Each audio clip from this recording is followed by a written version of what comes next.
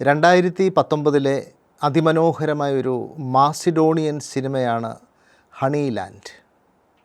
ആ വർഷത്തെ 2 Oscar nomination ഈ സിനിമയ്ക്ക് ലഭിച്ചു. ഒന്ന് ഏറ്റവും മികച്ച വിദേശ ഫീച്ചർ സിനിമ എന്ന വിഭാഗത്തിലേക്ക്, രണ്ടാമത്തേത് ഏറ്റവും മികച്ച ഡോക്യുമെൻ്ററി ഫീച്ചർ എന്ന വിഭാഗത്തിലേക്ക്. ഈ 2 വിഭാഗങ്ങളിലേക്കും ഒരേ സമയം നോമിനേഷൻ ലഭിച്ച ഏക സിനിമയാണ് ഹണി ലാൻഡ് എന്നത്. വളരെ രസകരമായ, വളരെ മനോഹരമായ ഒരു ഇതിവൃത്തമാണ് ഈ സിനിമയുടേത്, ഈ ഡോക്യുമെൻ്ററിയുടേത്. മാസിഡോണിയൻ മലനിരകളിൽ തേനെടുത്ത് ജീവിക്കുന്ന 50 വയസ്സ് പിന്നിട്ട ഒരു സ്ത്രീയുടെ ജീവിതമാണ് ഈ സിനിമയുടെ തുടക്കം മുതൽ ഒടുക്കം വരെ നിറഞ്ഞു നിൽക്കുന്നത്. ഈ സ്ത്രീയും ഇവരുടെ 85 വയസ്സ് കഴിഞ്ഞ അമ്മയും കൂടെ മാസിഡോണിയയിലെ മലനിരകളിലെ കല്ലുകൊണ്ടുണ്ടാക്കിയ ഒരു പഴയ വീട്ടിലാണ് താമസിക്കുന്നത്. അമ്മ മുഴുവൻ കിടപ്പാണ്. അമ്മയെ ശുശ്രൂഷിക്കുന്നത് ഈ നായികയാണ്. സിനിമ തുടങ്ങുന്നത് തന്നെ നമ്മൾ കാണുമ്പോൾ ഈ സിനിമയുടെ അപാരമായ ദൃശ്യഭംഗിയാണ് നമ്മുടെ കണ്ണുകളിൽ ഉടക്കുന്നത്. സിനിമ തുടങ്ങുന്നത് ഈ സ്ത്രീ മരുഭൂമി പോലുള്ള ഒരു സ്ഥലത്തൂടെ, അതിൻ്റെ നടുക്കുള്ള ഒരു ഒറ്റയടി പാതയിലൂടെ നടന്നു പോകുന്നതായിട്ടാണ്. നടന്നുപോയി ഇവരൊരു മല കയറി പോകുന്നു. ഒരു മല കയറി പാറക്കൂട്ടങ്ങൾക്കിടയിലുള്ള ഒരു തേനീച്ചക്കൂട്ടിൽ നിന്ന് തേനെടുക്കുന്ന ദൃശ്യത്തോടു കൂടിയാണ് സിനിമ ആരംഭിക്കുന്നത്. തേനൊക്കെ എടുത്ത് ഇവർ തിരിച്ചു പോകുന്നു. ഇതിനിടയിൽ ഓരോ പ്രാവശ്യം തേനെടുക്കുമ്പോഴും ഇവർ പറയുന്ന ഒരു വാക്യമുണ്ട്: പകുതി എനിക്ക്, പകുതി നിനക്ക്, half for me, half for you. എന്ന് വെച്ചാൽ ഇവർ ഒരു തേനീച്ചക്കൂട്ടിൽ നിന്ന് തേനെടുക്കുമ്പോൾ പകുതി മാത്രമേ എടുക്കുകയുള്ളൂ. ബാക്കി പകുതി ഇവർ തേനീച്ചയ്ക്ക് വേണ്ടി ആ കൂട്ടിൽ തന്നെ വെച്ചിട്ട് പോരുകയാണ് ചെയ്യുന്നത്. അതിന് അവരുടെ ന്യായം, തേൻ ഉണ്ടാക്കിയത് തേനീച്ചയാണ്, തേനീച്ചയ്ക്കും തേൻ ഉണ്ടായിരിക്കണം, അല്ലെങ്കിൽ അതുങ്ങൾ ആ കൂട് വിട്ടു പോവുകയോ നശിച്ചു പോകുകയോ ഒക്കെ ചെയ്തേക്കാം. അങ്ങനെ പകുതി എനിക്കും പകുതി നിനക്കും, ഈ പ്രകൃതിയിലെ വിഭവങ്ങളിലെ പകുതി എനിക്കും പകുതി പ്രകൃതിക്കും വിട്ടുകൊടുക്കുന്ന ഒരു വലിയ സന്ദേശമാണ് ഈ സ്ത്രീയുടെ ഈ വാക്കുകളിലൂടെ നമ്മൾ കാണുന്നത്. ഇവർക്ക് സ്വന്തമായിട്ട് കുറച്ച് തേനീച്ചക്കൂടുകളുണ്ട്. അതല്ലാതെ കാടുകളിൽ ഉള്ള തേനെടുക്കുന്ന കാര്യമുണ്ട്. അങ്ങനെയൊക്കെ ഇവർ വളരെ മനോഹരമായി, വളരെ സന്തോഷകരമായി പോവുകയാണ്. മാസിഡോണിയയിലെ ഇവർ താമസിക്കുന്ന ആ മലമുകളിലെ മറ്റ് വീടുകളുണ്ട്. അവിടെയെങ്കിലും ആരും താമസമില്ല. ആ മലയുടെ മുകളിൽ ഇവർ മാത്രമേ ഉള്ളൂ. ഈ അമ്മയും അവരുടെ അമ്മയും മകളും ഇവർ മാത്രമേ ഉള്ളൂ. വിശുദ്ധമായ ഒരു നിശബ്ദത ചൂഴ്ന്നു നിൽക്കുന്ന ഒരു മലനിരയാണത്. അങ്ങനെ വളരെ നിശബ്ദമായി, സന്തോഷമായി ഇവർ ജീവിക്കുന്നു. ആകപ്പാടെ പുറം ലോകവുമായിട്ടുള്ള ബന്ധമെന്ന് പറയുന്നത് തേനെടുത്ത് കഴിയുമ്പം തേൻ വിൽക്കാൻ വേണ്ടി ഇവർ കുറേ ദൂരെയുള്ള ഒരു പട്ടണത്തിൽ പോകുന്നത് മാത്രമാണ്. പിന്നെ ആ വീട്ടിൽ ഒരു പഴയ റേഡിയോ ഉണ്ട്. ഇത് രണ്ടുമാണ് പുറം ലോകവുമായിട്ട് ഇവർക്ക് ബന്ധപ്പെടാനുള്ള ഏകമാർഗം. അങ്ങനെ സ്വസ്ഥതയിലും സമാധാനത്തിലും ശാന്തതയിലും ഇവർ ജീവിക്കുമ്പോൾ ഒരു ദിവസം ഒരു നാടോടി കുടുംബം അവിടെ എത്തുകയാണ്. നാടോടി കുടുംബത്തിൽ അപ്പനും അമ്മയും 7 മക്കളും, ഒരുപാട് കോഴികൾ, ഒരുപാട് പശുക്കൾ, ഇവരൊക്കെയായിട്ട് ഈ നാടോടി കുടുംബം വന്ന് ഇവരുടെ വീടിൻ്റെ തൊട്ടടുത്ത് താമസിക്കുകയാണ്. കുട്ടികളുടെ കരച്ചിൽ, ബഹളം, പശുക്കളുടെ ബഹളം, കോഴികളുടെ ബഹളം, നിശബ്ദമായിരുന്ന ആ മലനിര മുഴുവൻ ശബ്ദം കൊണ്ട് നിറയുകയാണ്. ഇത് കാണുമ്പോൾ നമ്മുടെ നായികയ്ക്ക് അസ്വസ്ഥതയും വിഷമവുമൊക്കെ ഉണ്ടാകുന്നുണ്ട്. എങ്കിലും ഈ സ്ത്രീ ഈ വീട്ടിൽ ചെന്ന് അടുത്ത് വന്ന് താമസിക്കുന്ന ഈ നാടോടികളുടെ അടുത്ത് ചെന്ന് അവരോട് സംസാരിക്കുകയും സുഖമാണോ എന്ന് ചോദിക്കുകയും അവർക്ക് വേണ്ട സഹായങ്ങളൊക്കെ ചെയ്തു കൊടുക്കുകയും അവിടുത്തെ കുട്ടികളെ സ്നേഹിക്കുകയും ആ കുട്ടികളെ ചില കാര്യങ്ങളൊക്കെ പഠിപ്പിച്ചു കൊടുക്കുകയോ ഒക്കെ ചെയ്യുന്നുണ്ട്. ഈ നാടോടി കുടുംബം വലിയൊരു കുടുംബമാണ്. അവർക്ക് ഒത്തിരി പ്രാരാബ്ദങ്ങളുണ്ട്. അതുകൊണ്ട് പൈസ ഉണ്ടാക്കുക എന്നുള്ളതാണ് ആ കുടുംബത്തിലെ നായകൻ്റെ ഏക ലക്ഷ്യം. ഇവിടെ വന്ന് ഈ നായികയുടെ ജീവിതമൊക്കെ കണ്ടു കഴിഞ്ഞപ്പോൾ അയാൾക്ക് തോന്നുകയാണ് ഈ തേനുണ്ടാക്കുന്നത് നല്ലൊരു പരിപാടിയാണ്. അങ്ങനെ ഈ നായിക തേനുണ്ടാക്കുന്ന വിധം, തേനീച്ചകളെ പരിപാലിക്കേണ്ട വിധം ഒക്കെ ഈ മനുഷ്യനും പറഞ്ഞു കൊടുക്കുന്നു. എന്ന് മാത്രമല്ല കുറച്ച് തേനീച്ചകളെ ഇയാൾക്ക് കൊടുക്കുകയും ചെയ്യുന്നു. അങ്ങനെ അയാൾ വലിയ രീതിയിൽ തേനീച്ച വളർത്തൽ ആരംഭിക്കുന്നു, തേൻ കൃഷി ആരംഭിക്കുകയാണ്. അപ്പോഴും ഈ സ്ത്രീ അയാളോട് പറയുന്നുണ്ട്, പകുതി എനിക്കും പകുതി നിനക്കും എന്ന് വെച്ചാൽ നമ്മൾ പകുതിയെ തേനീച്ചക്കൂട്ടിൽ നിന്ന് തേനെടുക്കാവുള്ളൂ, പകുതി തേനീച്ചകൾക്ക് തന്നെ വിട്ടുകൊടുക്കണമെന്ന് പറയുന്നു.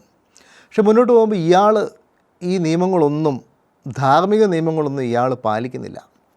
ഇയാൾ നഗരത്തിലുള്ള മറ്റൊരു മനുഷ്യനുമായിട്ടൊരു എഗ്രിമെൻ്റ് ഉണ്ടാക്കുന്നു. അതനുസരിച്ച് ഒരു നിശ്ചിത അളവ്, വലിയ അളവ് തേൻ ഇയാൾ നഗരത്തിൽ കൊടുക്കാൻ നിർബന്ധിതനാകുന്നു. അതിൻ്റെ പൈസ ഇയാൾ വാങ്ങുന്നു. പക്ഷേ ഇയാൾ നഗരത്തിൽ വാങ്ങാൻ ഉദ്ദേശിക്കുന്ന അത്ര തേൻ ഉൽപ്പാദിപ്പിക്കാൻ ഇയാൾക്ക് സാധിക്കുന്നില്ല. അപ്പോൾ ഇയാൾ എന്ത് ചെയ്യുമെന്ന് ചോദിച്ചു കഴിഞ്ഞാൽ, ഈ നമ്മുടെ നായിക തേനെടുക്കുന്ന ആ പ്രദേശത്തെ മരങ്ങളിലൊക്കെയുള്ള തേനീച്ചക്കൂടുകളുണ്ട്. ഇയാൾ അവിടെ പോയി ആ മരം വെട്ടി, ആ തേനീച്ചകൾ ഇരിക്കുന്ന സ്ഥലം നശിപ്പിച്ച് വെട്ടിപ്പൊളിച്ച് തേനെടുക്കുന്നു. തേനീച്ചകൾ അവിടുന്ന് പോകുന്നു, നശിക്കുന്നു. അങ്ങനെ ഈ സ്ത്രീ അവിടെ ഉണ്ടാക്കിയ ഒരു ആവാസ വ്യവസ്ഥ, ഒരു സമാധാനപൂർണമായ ഒരു അന്തരീക്ഷം ഇയാൾ നശിപ്പിക്കുകയാണ്. അങ്ങനെ നശിപ്പിക്കുമ്പം ഈ സ്ത്രീ ഇയാളോട് കയർക്കുകയാണ്, ഇങ്ങനെയൊന്നും ചെയ്യരുത്, നമ്മൾ ഇവിടെ സ്വസ്ഥതയിലും സമാധാനത്തിലും ജീവിക്കേണ്ട ആളുകളാണ്, നിങ്ങളിങ്ങനെ തേനീച്ചകളൊക്കെ ഓടിച്ചാൽ എന്ത് ചെയ്യും? അതും കൂടാതെ ഇയാളുടെ വീട്ടിൽ വളർത്തുന്ന തേനീച്ചകളുടെ കൂട്ടിൽ നിന്നും ഇയാൾ മുഴുവൻ തേനും എടുക്കുന്നതോടുകൂടി ആ തേനീച്ചക്കൂട്ടിലെ ഈച്ചകൾ കൂടുപേക്ഷിക്കുകയും അത് ഈ സ്ത്രീയുടെ വീട്ടിൽ വളർത്തുന്ന തേനീച്ചക്കൂടുകളിൽ വന്ന് അവിടുത്തെ തേനീച്ചകളെ കൊല്ലുകയും അങ്ങനെ അവളുടെ തേനീച്ചകൾ മുഴുവൻ നശിക്കുകയും ചെയ്യുന്ന ഒരു സാഹചര്യം ഉണ്ടാകുന്നുണ്ട്. ഇതും കൂടാതെ ഈ മനുഷ്യൻ രാത്രികാലങ്ങളിൽ അവിടുത്തെ മരങ്ങൾക്ക് തീയിടുന്നു. പിന്നീട് മഞ്ഞുകാലം വന്നു കഴിയുമ്പോൾ അതിന് ശേഷം അവിടെയൊക്കെ കൂടുതൽ പുല്ലുണ്ടാകാൻ വേണ്ടിയാണ്, പശുക്കൾക്ക് കൊടുക്കാൻ കൂടുതൽ പുല്ലുണ്ടാകാൻ വേണ്ടിയാണ് തീ കൊടുക്കുന്നതെന്നാണ് അയാൾ പറയുന്നത്. അപ്പോൾ ഈ സ്ത്രീ പറയുന്നത്, നിങ്ങളിങ്ങനെ തീയിട്ട് കഴിഞ്ഞാൽ തേനീച്ചകൾക്ക് എവിടുന്ന് പൂ കിട്ടും, എവിടുന്ന് തേൻ ഉൽപ്പാദിപ്പിക്കാൻ പറ്റും? അവസാനം നിവൃത്തിയില്ലാതെ ഇവൾ പറയുകയാണ്, ഞാൻ നിങ്ങൾക്കെതിരെ കേസ് കൊടുക്കും, ഇവിടെ കോടതിയൊക്കെ ഉണ്ടല്ലോ എന്ന് പറയുകയാണ്. ഇങ്ങനെ ഈ സ്ത്രീ സങ്കടപ്പെട്ടിരിക്കുമ്പം ഇവരെ ആശ്വസിപ്പിക്കുന്ന ഏക വ്യക്തി ഇവരുടെ വീട്ടിൽ ഇവരുടെ അമ്മയാണ്. അമ്മ കിടപ്പ് രോഗിയാണ്. കിടപ്പ് രോഗിയാണെങ്കിലും ഈ സ്ത്രീ തന്നെക്കൊണ്ടാവും വിധം ആ അമ്മച്ചിയെ പരിപാലിക്കുന്നു, നല്ല രീതിയിൽ പരിപാലിക്കുന്നു. അമ്മയ്ക്ക് ഇവരോടും വലിയ സ്നേഹമാണ്. അപ്പോൾ അമ്മ ഇവൾക്ക് ജ്ഞാനം കലർന്ന പല ഉപദേശങ്ങളും സിനിമയുടെ പല ഭാഗത്തും നൽകുന്നുണ്ട്. വളരെ വളരെ മനോഹരമായ ബന്ധമാണ്, ദൃഢമായ ബന്ധമാണ് ഈ അമ്മയും മകളും തമ്മിൽ. അമ്മ മകളോട് പറയുകയാണ്, മോളെ നീ പേടിക്കണ്ട, ദൈവം എല്ലാം കാണുന്നുണ്ടല്ലോ, അവരെ ദൈവം ശിക്ഷിക്കട്ടെ എന്നൊക്കെ പറയുന്നു. ഏതായാലും മഞ്ഞുകാലം ആരംഭിക്കുന്നതിന് തൊട്ട് മുമ്പ് ഈ നാടോടി കുടുംബത്തിലെ ഒരുപാട് പശുക്കളുണ്ടല്ലോ, ആ പശുക്കൾക്ക് എന്തോ ഒരു അസുഖം വരികയാണ്, പശുക്കൾ ചത്തൊടുങ്ങുകയാണ്. അങ്ങനെ വന്നു കഴിഞ്ഞപ്പം ഒരു ദിവസം ഈ നാടോടി കുടുംബം അവരുടെ എല്ലാ സാധന സാമഗ്രികളുമായിട്ട് അവിടുന്ന് പോകുന്നു. ഈ 7 മക്കളിലെ ഒരു പയ്യൻ, 7-8 വയസ്സുള്ള ഒരു പയ്യൻ ഈ നായികയുടെ ഈ അമ്മയുടെ കൂട്ടുകാരനായിട്ട് വരികയാണ്. അവർ വളരെ സ്നേഹത്തിലാകുന്നു. ആ കുഞ്ഞിന് 7-8 വയസ്സുള്ള ആ പയ്യന് ഈ സ്ത്രീ ഒത്തിരി നല്ല കാര്യങ്ങൾ പറഞ്ഞു കൊടുക്കുന്നുണ്ട്. അതുകൊണ്ട് ആ പയ്യൻ അവൻ്റെ അപ്പനോട് പറയുന്നുണ്ട്, നമ്മൾ തേനെടുക്കുമ്പോൾ ഇങ്ങനെ എടുക്കാൻ പാടില്ല, പകുതി തേനീച്ചകൾക്ക് കൊടുക്കണം എന്നൊക്കെ ആ പയ്യൻ പറയുന്നുണ്ട്. അങ്ങനെ ഈ സ്ത്രീയുടെ സ്വാധീനം, ഭാവാത്മകമായ സ്വാധീനം ഈ പയ്യനിലുണ്ടാകുന്നു. ഏതായാലും ഈ കുടുംബം ആ മല വിട്ട് പോവുകയാണ്. വീണ്ടും ഈ സ്ത്രീയും അവരുടെ അമ്മയും പിന്നെ അവരുടെ വീട്ടിലെ ഒരു പട്ടിയും 2 പൂച്ചകളും മാത്രമായിട്ട് അവശേഷിക്കുകയാണ്. ആ മലമുകളിലെ നിശബ്ദത വീണ്ടും അവിടെ ഉണ്ടാകുന്നു. ഉടനെ മഞ്ഞുകാലം ആരംഭിക്കുകയാണ്. അവിടെ മുഴുവൻ മഞ്ഞ് പെയ്ത് കിടക്കുകയാണ്. ആ മഞ്ഞ് പെയ്ത് കിടക്കുന്നതൊക്കെ കാണാനൊക്കെ ഭയങ്കര രസമാണ്. വളരെ മനോഹരമായിട്ടാണ് അതൊക്കെ ചിത്രീകരിച്ചിരിക്കുന്നത്. അപ്പോൾ ഇവിടെ നദിയൊന്നും ഒഴുകുന്നില്ല, വെള്ളത്തിന് അവർ കിണറോ അങ്ങനെയുള്ള കാര്യങ്ങളൊക്കെയാണ് ആശ്രയിക്കുന്നത്. മഞ്ഞുകാലത്ത് അതിനും സാധ്യമല്ലാത്തതിനാൽ പെയ്ത് വീണ് കിടക്കുന്ന മഞ്ഞ് പാത്രത്തിൽ കൊണ്ടുവന്ന് അടുപ്പിൽ വെച്ച് ചൂടാക്കിയാണ് ഇവർ വെള്ളമൊക്കെ കുടിക്കുന്നത്. അങ്ങനെ മഞ്ഞുകാലത്ത് ഈ അമ്മയും മകളും കൂടെ ഒറ്റപ്പെട്ട് ഈ വീട്ടിലിരിക്കുന്നു. അപ്പോൾ മകളെന്ന് പറഞ്ഞാൽ 50 വയസ്സിന് മുകളിലുള്ള നമ്മുടെ നായിക, ആ സ്ത്രീ അമ്മയോട് പറയുകയാണ്, അമ്മേ, വസന്തം അധികം വൈകാതെ വരും. അപ്പോൾ അമ്മ ചോദിക്കുന്നു, വസന്തം ഉണ്ടോ, വസന്തം വരുമോ? അപ്പോൾ ഇവൾ പറയുകയാണ്, വസന്തം വരും, അതിനെന്താണ് അമ്മേ സംശയം, വസന്തം വരും. അപ്പോൾ അമ്മ പറയുകയാണ്, ഓ എന്തുമാത്രം മഞ്ഞുകാലം കടന്നു പോയിരിക്കുന്നു. ഇവൾ വീണ്ടും പറയുകയാണ് വസന്തം വരും, വസന്തം വരുമെന്ന്. അതിനുശേഷം ഈ സ്ത്രീ ആ വീട്ടിലിരിക്കുന്ന പഴയ റേഡിയോ എടുത്ത് അതിലെ പാട്ട് കേൾക്കാൻ ശ്രമിക്കുകയാണ്. പക്ഷേ വളരെ വിദൂരതയുള്ള ഒരു മലമുകളായതുകൊണ്ട് അവിടെ റേഡിയോയുടെ സിഗ്നലുകളൊന്നും എത്തുന്നില്ല. അപ്പോൾ അവൾ ഈ റേഡിയോ ആയിട്ട് വീടിൻ്റെ പുറത്തിറങ്ങി ഒരു കമ്പിൽ ഇത് വെച്ച് കെട്ടി ഇതിൻ്റെ സിഗ്നലൊക്കെ കിട്ടാൻ ലഭ്യമാക്കാൻ ശ്രമിക്കുകയാണ്. അങ്ങനെയൊക്കെ ചെയ്തു കഴിഞ്ഞപ്പം സിഗ്നൽ ലഭിക്കുന്നു. റേഡിയോയിൽ നിന്നൊരു പാട്ട് കേൾക്കുന്നു. പാട്ട് കേൾക്കുമ്പം ഈ സ്ത്രീക്ക് ഭയങ്കര സന്തോഷമായി. കാരണം അത് അമ്മയും കൂടെ കേൾപ്പിക്കണമല്ലോ. ഇവൾ വീടിൻ്റെ പുറത്ത് നിന്ന് മഞ്ഞത്ത് നിന്ന് അമ്മയെ വിളിച്ചു ചോദിക്കുകയാണ്, അമ്മയ്ക്ക് പാട്ട് കേൾക്കാൻ പറ്റുമോ? അപ്പോൾ അമ്മയുടെ മറുപടി ഒന്നുമില്ല. വീണ്ടും ചോദിക്കുകയാണ്, അമ്മയ്ക്ക് പാട്ട് കേൾക്കാൻ സാധിക്കുന്നുണ്ടോ? അമ്മയുടെ സ്വരമില്ല. അമ്മ മരിച്ചുപോയി. ഈ സ്ത്രീക്ക് മറ്റാരുമില്ല. ആകപ്പാടെ ഉണ്ടായിരുന്ന ഒരു അഭയം, സങ്കേതം, പ്രതീക്ഷ, ആശ്വാസം, ജ്ഞാനത്തിൻ്റെ ഉറവിടമൊക്കെ ഈ അമ്മയായിരുന്നു. അമ്മ മരിച്ചതോടെ ഇവർ ഭയങ്കര സങ്കടത്തിലായി. അമ്മയെ മഞ്ഞിൽ തന്നെ കൊണ്ടുപോയി ഇവർ അടക്കുന്നു. അതിനുശേഷം ഇവർ വീണ്ടും ഇവരുടെ ജീവിതം തുടരുകയാണ്. മറ്റാരുമില്ലല്ലോ ആ മാസിഡോണിയൻ മലനിരകളുടെ മുകളിൽ. ഇവരും ഇവരുടെ പട്ടിയും പൂച്ചകളും അല്ലാതെ ആരുമില്ല. ഈ വർഷങ്ങൾക്ക് ശേഷമല്ല, ഈ സിനിമ പുറത്തിറങ്ങിയതിന് ശേഷം ഇതിൻ്റെ സംവിധായകർ 2 പേര് അവർ പറഞ്ഞൊരു കാര്യമുണ്ട്.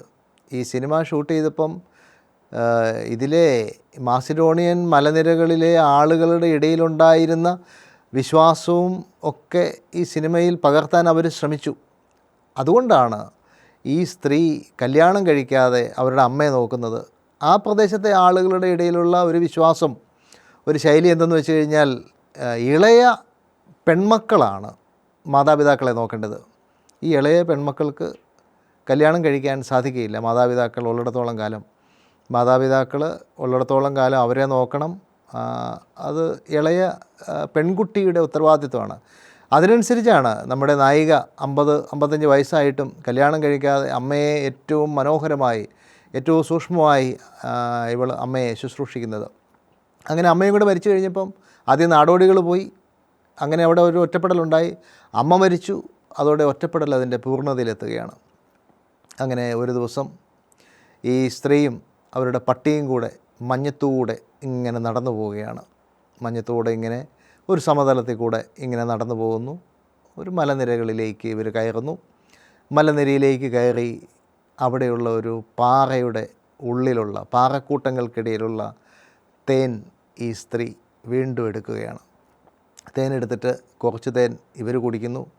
കൂടെയുള്ള പട്ടിക്ക് ഒരു തേൻകട്ട കൊടുക്കുന്നു. അങ്ങനെ വളരെ മനോഹരമായ ഒരു ദൃശ്യത്തോടുകൂടി ഹണി ലാൻഡ് എന്നുള്ള സിനിമ അവസാനിക്കുകയാണ്. അതീവ സുന്ദരമായ ദൃശ്യത്തിൽ ആരംഭിച്ച് അതീവ സുന്ദരമായ അനേകം ദൃശ്യങ്ങളിലൂടെ കടന്നുപോയി ഏറ്റവും സുന്ദരമായ ഒരു ദൃശ്യത്തിലെത്തി ഈ സിനിമ അവസാനിക്കുന്നു. യഥാർത്ഥത്തിൽ ഈ സിനിമ ഷൂട്ട് ചെയ്യാൻ വേണ്ടി ഉള്ള ഒരു പദ്ധതിയൊന്നും ഈ സംവിധായകർക്കില്ലായിരുന്നു. വടക്കൻ മാസിഡോണിയയിലൂടെ ഒഴുകുന്ന ഒരു നദിയെക്കുറിച്ചുള്ള ഒരു ഡോക്യുമെൻ്ററി ചെയ്യാൻ വേണ്ടിയാണ് ഇവർ ആ പ്രദേശത്ത് ചെല്ലുന്നത്. പക്ഷെ ചെന്ന് കഴിഞ്ഞപ്പോഴാണ് ഈ സ്ത്രീയെ പരിചയപ്പെടുന്നതും അവരുടെ ജീവിതം മനസ്സിലാക്കുന്നതും. അങ്ങനെയാണെങ്കിൽ ഇവരെക്കുറിച്ചുള്ള ഒരു ഡോക്യുമെൻ്ററി ചെയ്താലോ എന്ന് ആലോചിക്കുന്നതും. അങ്ങനെയാണ് ഈ ഡോക്യുമെൻ്ററി സിനിമ ആരംഭിക്കുന്നത്. 3 വർഷം എടുത്താണ് ഈ സിനിമ ഷൂട്ട് ചെയ്തിരിക്കുന്നത്. 3 പൂർണ്ണ വർഷങ്ങളെടുത്താണ് ഇത് ഷൂട്ട് ചെയ്തിരിക്കുന്നത്. ഏകദേശം 400 മണിക്കൂർ ഫുട്ടേജ് ദൃശ്യങ്ങളാണ് ഈ സിനിമയ്ക്ക് വേണ്ടി 3 വർഷം കൊണ്ട് ഷൂട്ട് ചെയ്തിരിക്കുന്നത്. എന്നിട്ടാണ് ഏറ്റവും ഒടുവിൽ 1 മണിക്കൂറും ഏകദേശം 36 മിനിറ്റും ആണെന്ന് തോന്നുന്നു ഇപ്പോൾ നമുക്ക് ലഭ്യമായ സിനിമ. ഈ 400 മണിക്കൂറിൽ നിന്നാണ് 1 മണിക്കൂർ 36 മിനിറ്റിലേക്ക് ഈ സിനിമ എഡിറ്റ് ചെയ്ത് ഇവർ ഒതുക്കിയിരിക്കുന്നത്. അത്ര മനോഹരമാണ് ഈ സിനിമ.